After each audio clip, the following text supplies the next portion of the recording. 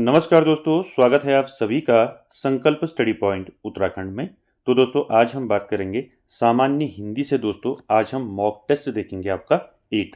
इससे पहले दोस्तों 7 मॉक टेस्ट कंप्लीट हो चुके हैं सामान्य हिंदी से, जिनको आप दोस्तों प्लेलिस्ट में जाके देख सकते हैं। चलिए दोस्तों स्टार्ट करते हैं आज का सेशन, और आप सभी लोग दोस्तों वीडियो के एंड तक जरूर बने रहें, और साथ ही साथ दोस्तों आप आंसर भी करते रहिए और कमेंट बॉक्स में जरूर कमेंट करें दोस्तों आज के सेशन में आपने कितने क्वेश्चन सही किए। साथ ही साथ दोस्तों आपको बताते हुए चलो कि सामान्य हिंदी के आपके जितने भी टॉपिक हैं वो डिटेल में मैंने आपको समझाए हैं। जिसने नहीं देखे हैं दोस्तों वो प्लेलिस्ट में जाके उनको पहले जरूर देख लें, उसके बाद ही आप लोग जो है मॉक टेस्ट लगाएं। ठीक है, चलिए पहला क्वेश्चन देखते हैं दोस्तों। आज का पहला क्वेश्चन क्या है? पहला है, देखिए, भाषा की सबसे छोटी इकाई है। तो ये कई बार क्वेश्चन पूछा गया है दोस्तों। भाषा की सबसे छोटी इकाई कौन सी है? ऑप्शन देखिए, स्वर, शब्द, वर्ण और व्यंजन। तो राइट आंसर क्या हो जाएगा दोस्तों क्वेश्चन नंबर फर्स्ट का?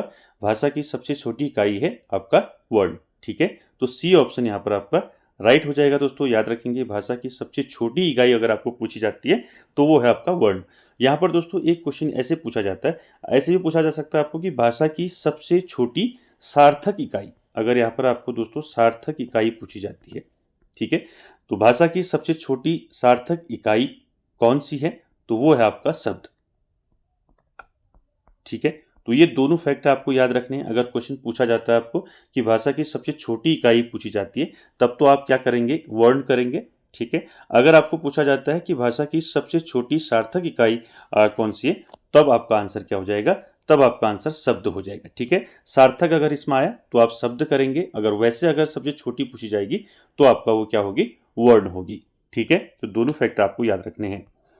आगे चलते हैं दोस्तों क्वेश्चन नंबर 2 पर, और साथ ही साथ आप आंसर करते हुए चलें। क्वेश्चन नंबर 2 है दोस्तों, हिंदी भाषा में वे कौन सी ध्वनियां हैं जो स्वतंत्र रूप से बोली या लिखी जाती हैं? तो आपको बताना है कौन सी ध्वनियां हैं जो स्वतंत्र रूप से बोली या लिखी जाती हैं। ऑप्शन देखिए दोस्तों, स्वर, व्यंजन, वर्ण, अक्षर। तो क्या रहेगा दोस्तों क्वेश्चन नंबर 2 का राइट आंसर क्या हो जाएगा? 2 का राइट आंसर हो जाएगा दोस्तों स्वर। ठीक है, आप सभी जानते हैं दोस्तों जो स्वतंत्र हैं वही स्वर है। ठीक है, बात करें स्वर की दोस्तों, स्वरों की संख्या कितनी होती है? स्वर कितने होते हैं? 11 होते हैं, आप सभी जानते हैं।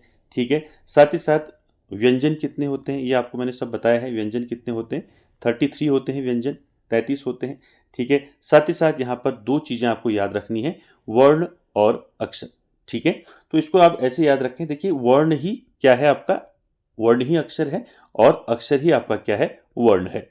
इससे दोस्तों आपको यहाँ पर एक फैक्ट याद रखना है, वर्ण और अक्षर के जो है दोस्तों इनके क्या नहीं किए जा सकते? इनके टुकड़े नहीं किए जा सकते। ठीक है, इनके जो है टुकड़े नहीं किए जा सकते वर्ण और अक्षर के। ठीक है, याद रखेंगे। तो यहाँ पर राइट आंसर क्या हो जाएगा आपका? हिंदी भाषा में कौन सी ध्वनियां हैं जो स्वतंत्र रूप से बोली और लिखी जाती है? तो आपका राइट आंसर हो जाएगा स्वर। ठीक है, क्लियर हो गया। और यहाँ पर एक चीज यहाँ पर ये याद रखेंगे कि वर्ण और अक्षर जो है दोस्तों इनको जो है इनको तोड़ नहीं सकते हम। ठीक है, इनके टुकड़े नहीं किए जा सकते। ठीक है, क्लियर हो गया। तो सारे फैक्ट आपको याद रखने हैं। आगे चलते हैं दोस्तों क्वेश्चन नंबर 3 पर। क्वेश्चन नंबर 3 है दोस्तों, हिंदी वर्णमाला में अंक और अह क्या है? ठीक है, तो ये आप सभी ने पढ़ा है। ठीक है, कई बार पूछा है अंक अह। ठीक है, ऑप्शन देखिए, स्वर, व्यंजन, अयोग वाह या फिर संयुक्ताक्षर। तो क्या रहेगा आपका राइट आंसर क्वेश्चन नंबर 3 का? हिंदी वर्णमाला में अंक और अह क्या है? तो राइट आंसर हो जाएगा दोस्तों ये क्या है? अयोग वाह है। ठीक है, तो सी ऑप्शन यहाँ पर आपका राइट हो जाएगा दोस्तों। याद रखेंगे, जो अंक और अह है ये ना तो स्वर है और ना ही व्यंजन है। ठीक है, तो ये क्या है? अयोग वाह है। ठीक है, साथ ही साथ बात करें संयुक्ताक्षर की। ठीक है, तो संयुक्त अक्षर कितने होते हैं दोस्तों? संयुक्त अक्षर ये होते हैं दोस्तों 4। ठीक है, इनकी संख्या कितनी होती है? 4 होती है। आपको पूछा जा सकता है संयुक्त अक्षर जो है दोस्तों कितनी इनकी संख्या होती है? तो 4 होती है। कौन कौन से होते हैं? देखिए, यहाँ पर संयुक्ताक्षर जो है 4 होते हैं। एक तो आपका श हो गया, ठीक है, त्र हो गया, ठीक है, श, त्र, ज्ञ और सौ। ठीक है, तो ये 4 जो है संयुक्ताक्षर होते हैं दोस्तों। ठीक है, और अंक और अह क्या है? ये है आपके अयोग वाह। कभी पूछा जाता है अयोग वाह की संख्या पूछी जाती है, तो इनकी संख्या है 2। ठीक है, अंक और अह। ठीक है, ये दोनों चीजें आपको याद रखनी है। ठीक हो गया। चलिए आगे चलते हैं क्वेश्चन नंबर 4 पर। क्वेश्चन नंबर 4 है दोस्तों, निम्नलिखित में कौन स्वर नहीं है? तो क्वेश्चन नंबर 4 में आपने बताना है कि इनमें से कौन स्वर नहीं है। ऑप्शन देखिए, अ, उ, ए और यों। तो क्या हो जाएगा राइट आंसर 4 का दोस्तों? कौन स्वर नहीं है इसमें? तो आप समझ चुके होंगे दोस्तों कौन सा इसमें स्वर नहीं है। तो 4 का राइट आंसर क्या हो जाएगा? 4 का राइट आंसर हो जाएगा यों। ठीक है, डी ऑप्शन यहां पर आपका राइट हो जाएगा। देखिए, अ आपका स्वर हो गया, उ स्वर, ए स्वर, तो यहां पर डी ऑप्शन यहां पर राइट हो जाएगा दोस्तों। ठीक है, जो आपका यों है दोस्तों, ये क्या है? व्यंजन है। ठीक है, क्या है? व्यंजन है। साथ ही साथ ये किसमें आता है? मैंने आपको बताया था जब मैंने आपको स्पर्श व्यंजन बताए थे। तो स्पर्श व्यंजन में दोस्तों चौ वर्ग में आता है। किसमें आता है? चौ वर्ग, जिसमें मैंने आपको बताया था क वर्ग, चौ वर्ग, टौ वर्ग, तौ वर्ग, पौ वर्ग बताया था। इन सभी वर्गों को मिलके जो है दोस्तों स्पर्श व्यंजन होते हैं, जिनकी संख्या कितनी होती है? 25 होती है। ठीक है, पूछा जाता है स्पर्श व्यंजन कितने होते हैं? ठीक है, तो स्पर्श व्यंजन होते हैं 25। ठीक है, 25 होते हैं। तो चौ वर्ग में आता है आपका यों दोस्तों। ठीक है, और चौ वर्ग, जो चौ है दोस्तों, ये क्या है? तालव्य व्यंजन है। क्या है? तालव्य व्यंजन। ठीक हो गया, तो यहां पर राइट आंसर आपका क्या हो जाएगा? डी हो जाएगा। ठीक है, साथ ही साथ दोस्तों यों की बात करें तो ये व्यंजन के साथ साथ आपका क्या है? पंचमाक्षर भी है। ठीक है, क्या है? पंचमाक्षर। ठीक है, पंचमाक्षर भी है। और साथ ही साथ दोस्तों ये क्या है? अनुनासिक भी है। ठीक है, क्या है? अनुनासिक। ठीक है, ये सारे फैक्ट मैंने आपको डिटेल क्लास में बताए हैं, उसको आप जरूर देखिए दोस्तों। ठीक है, तो डी ऑप्शन यहां पर आपका राइट हो जाएगा। ठीक है, चलिए आगे चलते हैं क्वेश्चन नंबर 5 पर।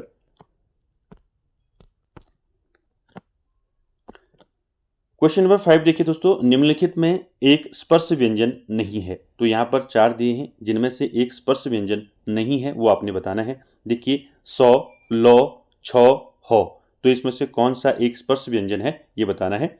तो राइट आंसर क्या हो जाएगा दोस्तों क्वेश्चन नंबर 5 का राइट आंसर हो जाएगा दोस्तों। देखिए, यहां पर जो आपका सौ है, ठीक है, जो ये सौ है, ये आपका क्या है? स्पर्श व्यंजन है? नहीं है। ठीक है, तो ये दोस्तों सौ क्या है? ये आपका ऊष्म व्यंजन है। ठीक है, ऊष्म व्यंजन मैंने बताया था। ऊष्म व्यंजन कौन कौन से होते हैं, कितनी इनकी संख्या होती है, ये भी आपको पूछा जाता है। बात करें लौ की, लौ क्या है दोस्तों? लौ है आपका क्या है? अंतस्थ व्यंजन। ठीक है, क्या है? अंतस्थ व्यंजन है। ठीक है, साथ ही साथ हौ की बात करें तो हौ क्या है? हौ है आपका ऊष्म व्यंजन। ठीक है, ऊष्म व्यंजन। ठीक है, तो यहां पर राइट आंसर क्या हो जाएगा? सी यहां पर राइट आंसर हो जाएगा दोस्तों। छ क्या है आपका? स्पर्श व्यंजन है।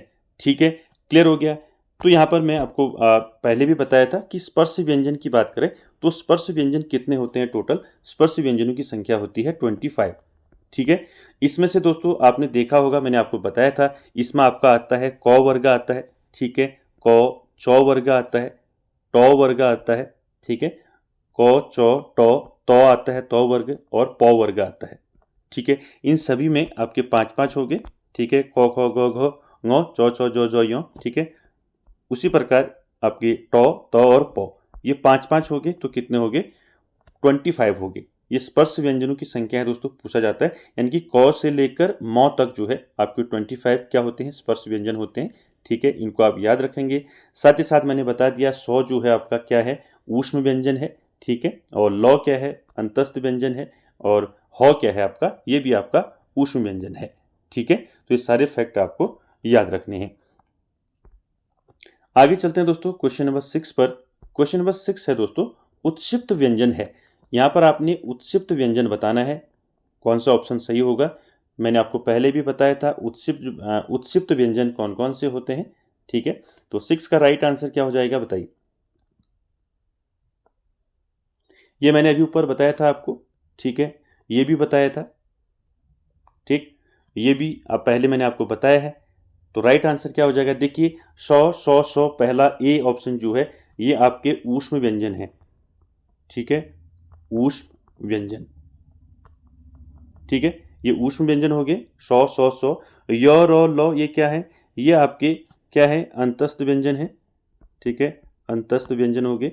और उसके बाद श त्र ज्ञ अभी बताया मैंने, ये क्या है आपके संयुक्त व्यंजन, ठीक है, ऊपर मैंने बताया था आपका संयुक्त व्यंजन।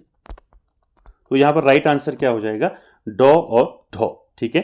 तो डी ऑप्शन यहाँ पर राइट हो जाएगा दोस्तों, उत्सिप्त व्यंजन है आपके ड और ढ, ठीक है। इसको याद रखेंगे, कई बार दोस्तों ये पूछा गया है आपका परीक्षाओं में, तो इसलिए इसको याद रखेंगे, ठीक है।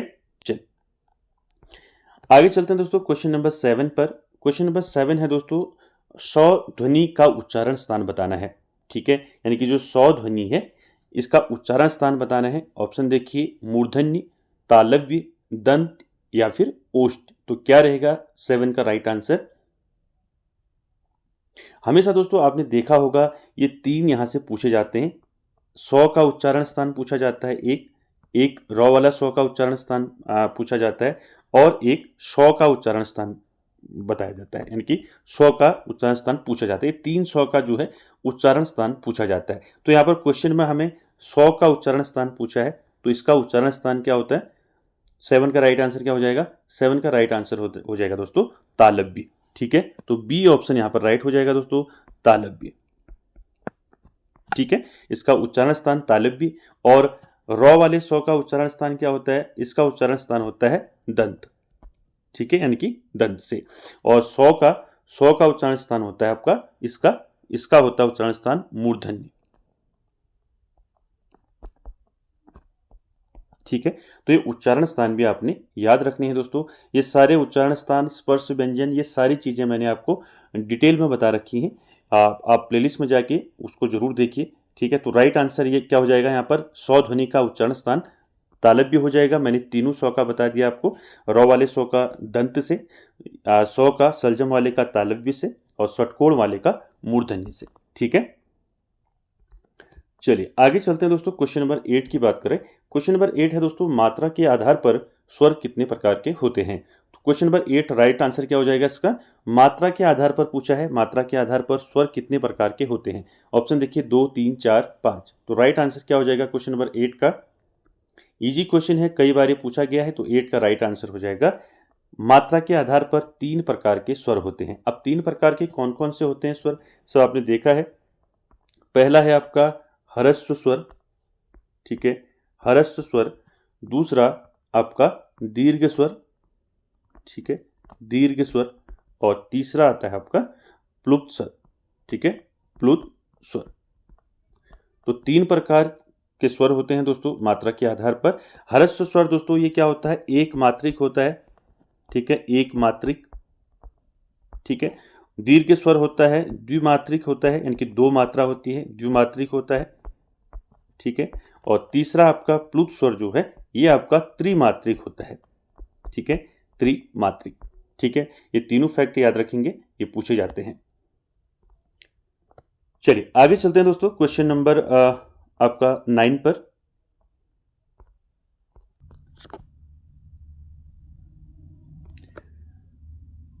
क्वेश्चन नंबर 9 देखिए दोस्तों, क्वेश्चन नंबर 9 है आपका, हवा लगना मुहावरे का सही अर्थ क्या है। तो आपको बताना है, यहाँ पर मुहावरे की बात हो रही है, हवा लगना मुहावरे का सही अर्थ क्या होगा। ऑप्शन देखिए, नशे की आदत पड़ना, प्रभावशाली होना, बीमार पड़ना या फिर प्रभाव पड़ना। तो राइट आंसर क्या हो जाएगा दोस्तों क्वेश्चन नंबर 9 का राइट आंसर हो जाएगा दोस्तों डी, यहाँ पर राइट हो जाएगा प्रभाव पड़ना, ठीक है। हवा लगना मुहावरे का सही अर्थ क्या होगा, प्रभाव पड़ना। आगे चलते हैं दोस्तों, क्वेश्चन नंबर 10 की बात करें। क्वेश्चन नंबर 10 है दोस्तों, अर्ध स्वर है, तो इनमें से आपको बताना है अर्ध स्वर कौन से हैं। ऑप्शन देखिए, ई उ, य व या फिर अ ई, या इनमें से कोई नहीं। तो राइट आंसर 10 का क्या हो जाएगा दोस्तों, मैंने आपको बताया था दोस्तों अर्ध स्वर के बारे में, और साथ ही साथ स्वर के बारे में भी आपको बताया था, ठीक है। तो दोस्तों स्वर कितने होते हैं, मैंने आपको बताया था स्वर कितने होते हैं, स्वर होते हैं 11, ठीक है। यानी कि स्वर किसे कहा जाता है, जो पूरी तरह से स्वतंत्र हो, ठीक है। तो यहां पर अर्ध स्वर की बात हो रही है, तो अर्ध स्वर कौन से हैं इनमें से। तो राइट आंसर 10 का क्या हो जाएगा, राइट आंसर 10 का राइट आंसर हो जाएगा बी, यानी कि य और वो क्या होते हैं, ये अर्ध स्वर होते हैं, ठीक है, याद रखेंगे। य और वो क्या होते हैं, अर्ध स्वर। इसके साथ साथ ये क्या होते हैं, अंतस्थ व्यंजन भी होते हैं। ठीक है, इसके साथ साथ ये क्या होते हैं, अंतस्थ व्यंजन भी तो होते हैं। ठीक है, अंतस्थ व्यंजनों की संख्या 4 होती है, चारों में 2 ये क्या होते हैं, आपके अर्ध स्वर होते हैं। ठीक है, इनको याद रखेंगे।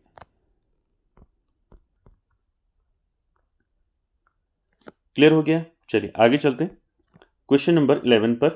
क्वेश्चन नंबर 11 है दोस्तों, आपका निह धन कलंक का सही संधि शब्द कौन सा है। तो आपको बताना है दोस्तों, निह धन अलंक का निह धन कलंक का सही संधि शब्द कौन सा है। ऑप्शन देखिए, निष्कलंक, निष्कलंक, निष्कलंक। तो कौन सा इसमें निष्कलंक सही होगा आपका, या फिर इनमें से कोई नहीं। तो 11 का राइट आंसर क्या हो जाएगा, निह धन कलंक का सही संधि शब्द होगा आपका, कौन सा होगा, निष्कलंक, यानी कि सी ऑप्शन यहां पर आपका राइट हो जाएगा। ठीक है, निष्कलंक। ठीक है, साथ ही साथ दोस्तों आपको पूछा जा सकता है निष्कलंक में कौन सी संधि होगी। तो निष्कलंक में कौन सी संधि होगी, विसर्ग संधि होगी। ठीक है, कौन सी संधि होगी, विसर्ग संधि होगी। और विसर्ग संधि के बारे में आप जानती हैं दोस्तों, विसर्ग संधि जो है स्वर व व्यंजन के मेल से बनती है। किससे बनती है, स्वर और व्यंजन के मेल से क्या बनता है आपका, विसर्ग संधि बनती है। ठीक है, चलिए आगे चलते हैं दोस्तों। क्वेश्चन नंबर 12 की बात करें, आंसर कीजिए क्वेश्चन नंबर 12 का, मुख दर्शन में कौन सा समास है।